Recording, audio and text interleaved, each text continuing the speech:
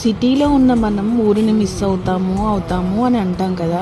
నిజానికి మిస్ అయ్యేది ఊరు కన్నా ఊరిలో ఉండే చిన్న చిన్న ఆనందాలు, ఆ స్వచ్ఛమైన గాలి, అలానే ప్రేమగా పలకరించి మనుషులు, ఇవన్నీ మిస్ అవుతామేమో అని నాకు అనిపిస్తుంది.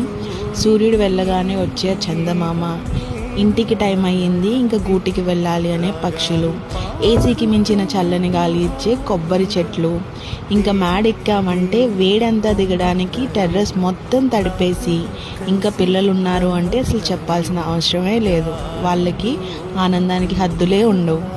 ఇంకా గుప్పుమని వాసన వచ్చి ఈ సన్నజాజులు, అలానే కిందకి సరదాగా వెళ్తే ఎక్కడైనా సరే నా ఆకలి తీర్చాలి అనేసి ఈ లేత ఆవు దూడలు ఎంతో అంతేనండి మా ఊరు సాయంత్రం వేసవి కబుర్లు.